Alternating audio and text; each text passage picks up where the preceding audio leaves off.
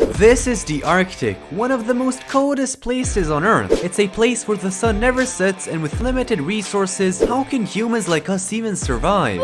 To prove them wrong, I will be surviving 100 days on the Arctic in hardcore Minecraft, with having 3 goals in mind: build a cool looking base, make an XP farm, and get full diamond armor. Also, before we start, if you have time, please subscribe. I'm trying to hit 1,000 subscribers by the end of the year, and it will honestly help a ton. Enough talking and enjoy the video. Day 1. I woke up in a forest. I wasn't able to see the sun in this freezing world, probably because of the temperature. Anyways, the first thing I've done was I mined a tree and crafted some wooden tools. After that, I was searching for food and I found turkeys. Luckily, the turkeys weren't hostile, and I sure got some food from them. After searching for some more food, I found a goose. And sadly, yes, I had to kill it, but karma struck and I didn't get any food from it. Later, I went to get some stone to upgrade my tools and get some coal for some torches, so no mobs don't kill me.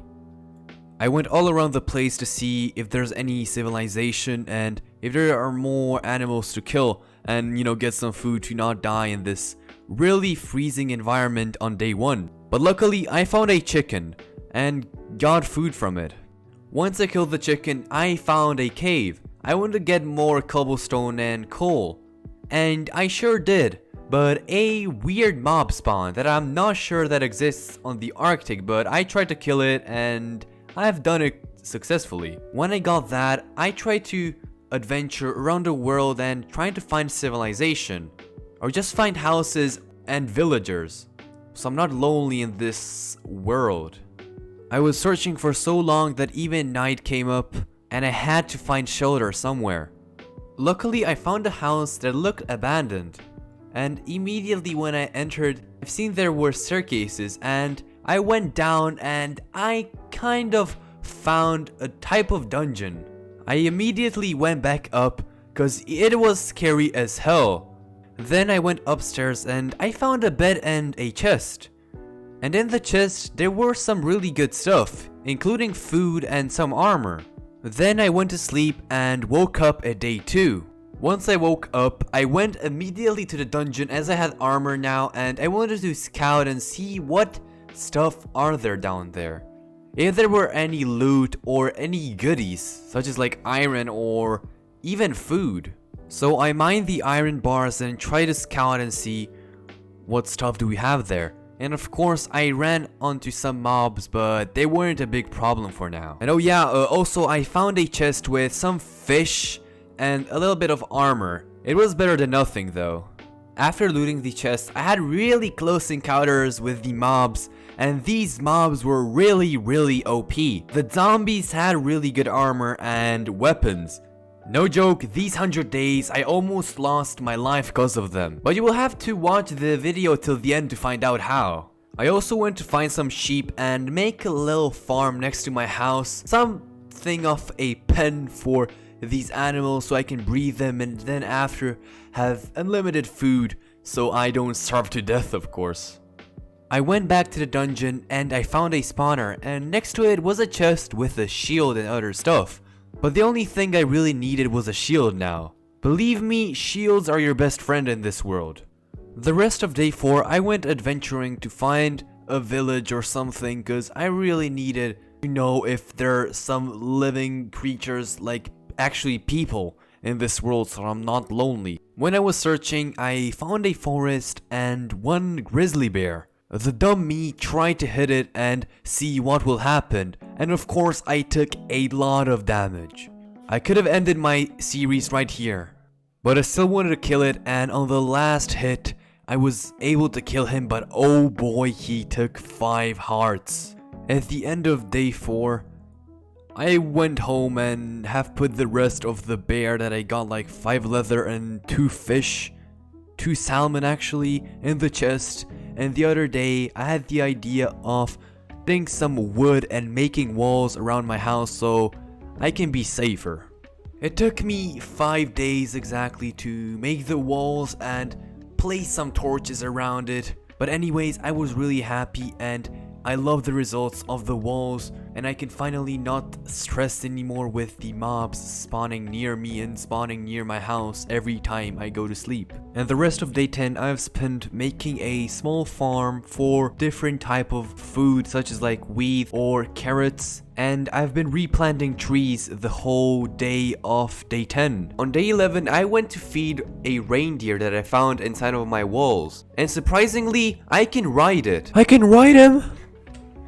Oh! Anyways, the rest of day 11, I went adventuring around the world. I found some new biomes, but I didn't find any new houses or any new structures that I can loot. On day 12, I retried to adventure around the world and I finally found a house. It looked identical as mine, so I guessed it was abandoned, and I was right. As it was identical, it had to have a dungeon, and I was right yet again. And I went down, of course, and tried to loot and find some new stuff, maybe some diamonds, or even iron. But sadly, I just was fighting mobs and didn't really find something really important or really good that could benefit me. So I went back home before night comes up. The other day I finally went mining so I can get some diamonds and maybe some iron too. I found everything on this day, but the only thing and the most important thing that I needed was diamonds, and I didn't find any. On day 15 I had a good feeling that I would find some diamonds. But before that, I found a ravine, and luckily I found diamonds after 2 days. You wouldn't believe me if I tell you this, but it took me 3 days to find 8 pieces of diamonds. And I'm not even joking. Later on, I found a lava pool. And with this lava pool, I can make obsidian.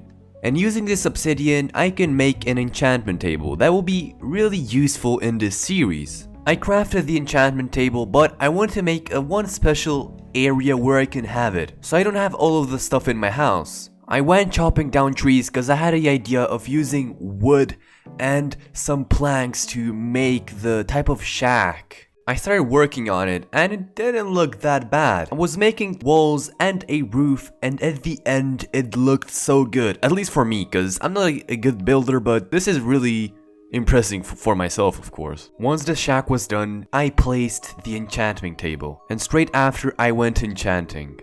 As I was enchanted, I was very confident that I can kill everyone in the dungeon and loot it fully. I discovered a lot of new areas of the dungeon, and I found some good loot and a little bit of food.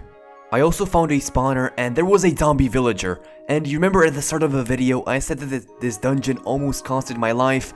Well, this is the part where I almost died.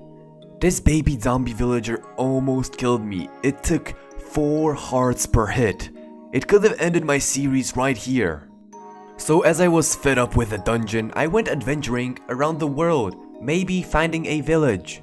And I was searching for a day for a village, and I finally found one. In the village, I found a type of structure. It looks like a ruined castle, but I didn't really bother going in it. I mostly tried to trade with villagers, but I didn't have anything to trade with, and they didn't have really good trades. Night was soon to come, so I had to seek for shelter. So I went in a villager house and stayed in there over the night because I didn't have any beds with me. The other morning, I went back to the first village I found.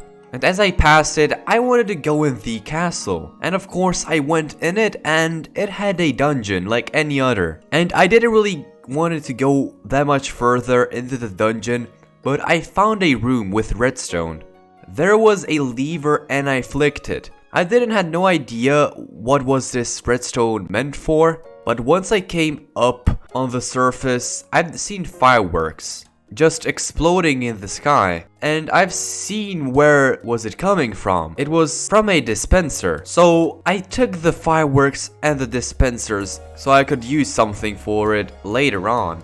When the night came, I tried to go back at home, but I had a problem with the freezing environment because I was dying from hypothermia, and I was getting a good amount of damage, but not that much. I also had problems with the mobs, but thank God, after a couple of minutes of going through the land, I found an abandoned house. I stayed in this house over the night and continued my journey back at home. After traveling for thousands of blocks, I have finally seen my base. And I kind of missed it, to be honest. Back at home once again, I went down in the mines to get some diamonds and actually have full diamond armor. It took me a couple of days of getting diamonds, but I have finally found 23 diamonds. It took me a couple of days of finding them, but I finally found all of them and made diamond armor and a diamond sword. Then I went enchanting my armor and my sword. They didn't really have that much of good enchantments, but it looked really cool on me. So when I made that, I wanted to make a type of statue that represents me. So I made a statue, a cobblestone statue, with a shield and with a type of spear. Once I made the statue, I decided to make an XP farm. I wanted to make the famous XP cobblestone tower farm, and when I was making it, I nearly died, so I gave up. At day 29, I decided to make a wool suit, because the hypothermia was so annoying and I was getting so much damage.